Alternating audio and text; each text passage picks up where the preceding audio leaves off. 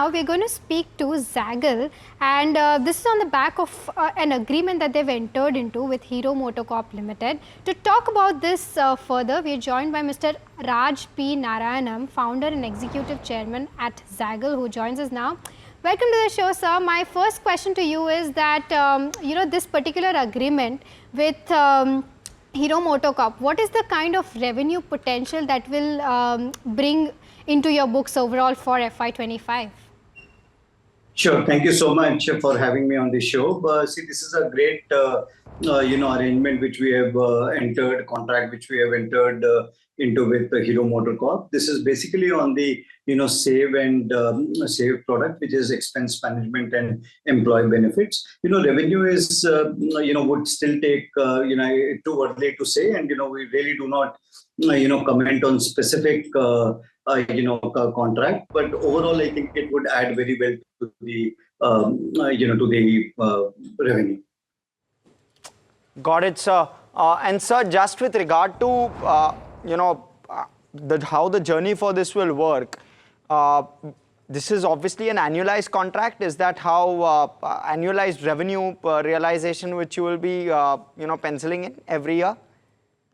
No, yeah, but so it is like a monthly revenue which we would be generating, consistently month on month, and this is, contract till termination. So, we expect this year, to do very well, and this simultaneously, we are also very hopeful that, this will continue for, many years, Harsh.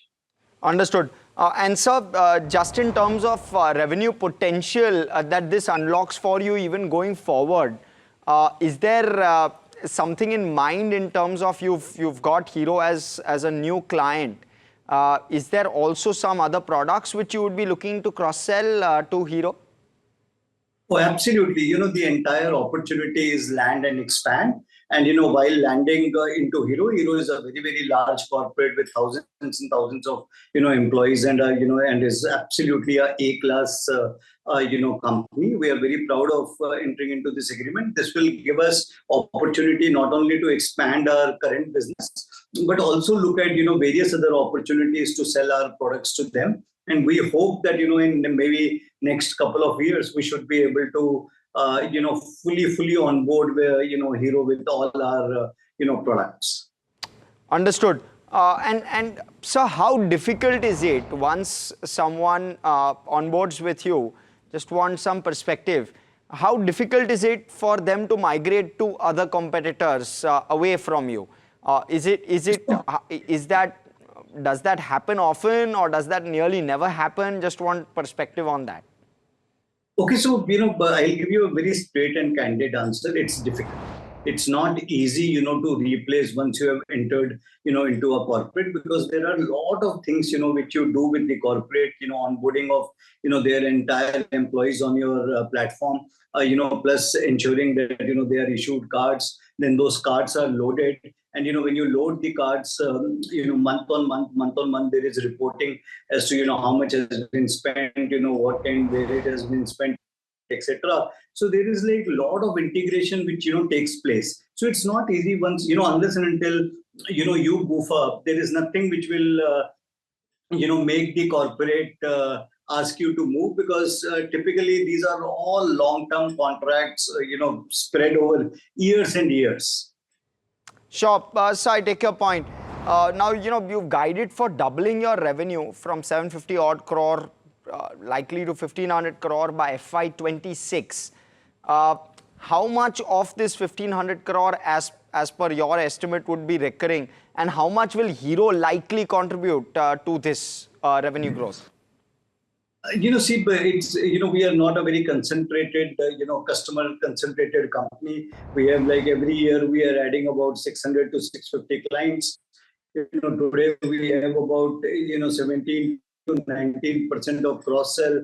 We want to move that cross-sell from 17, 19 to maybe 25%, over the next, few years. And the whole idea is that, at 775, doubling it to 1500, doesn't look tough at all.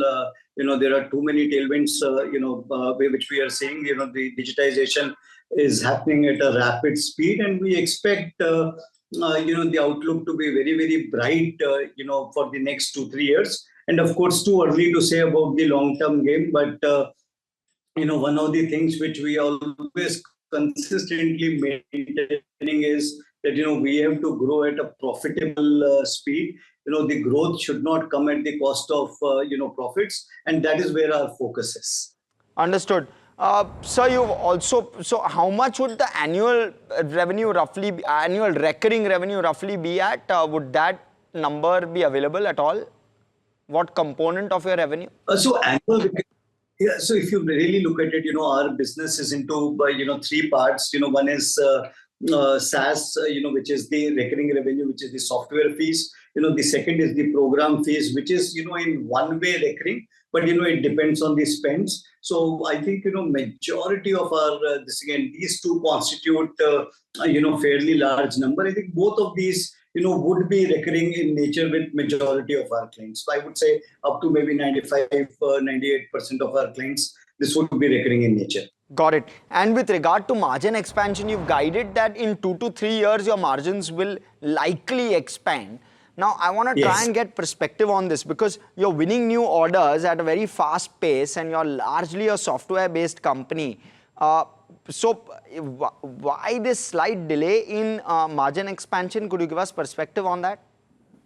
Yeah, so if you look at it, Harsh, the way we are improving and increasing the number of clients, it also you have to implement this software in these companies, and then these companies who are taking the software plus the transaction plus the card for the first time, it will take a little bit of time for them to go for them to spread across the company. So that takes time, and that is why what we are saying is the operating leverage which has to kick in. So it kicks in, then again you expand, and then again the operating leverage kicks in. Okay, so that is how we overall see it. Will take a little bit of why we are guiding that it may take a little bit time, but we possibly will try to outdo our guidance.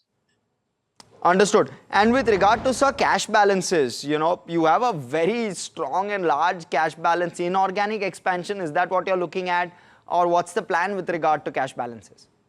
So, the idea is to grow and, in next 5-7 years, become $1 billion company. That's our aim. In that organically, I think majority will come organically, but we are constantly looking at inorganic expansion. You would hear from us, very soon, maybe in a month or so, about one, acquisition which we are planning to make. And post that, you will constantly see that, wherever there is either geography-wise or, it is in the adjacency in terms of products, we would be going ahead and acquiring companies. Understood. Sir, we look forward to that announcement, but is there a range in which you're looking at acquisitions just in terms of size? Would it be 100 to 150 crore? Could you give us a number there, broad? There would be, like basically some tuck-ins. Okay, and along with some tuck-ins, there could be a large, opportunity acquisition can come. But, you also understand that there is always a slip between cup and lip. And especially when you are trying to acquire a large company, there are various things which can go wrong. That's why I don't want to, stick my head out and say that, we will do this.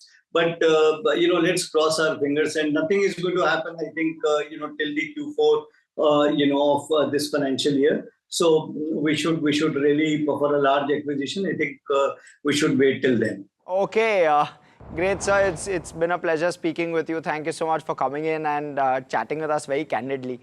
Thank you for so that, much. Mr. Narayan. Appreciate it. Thank you.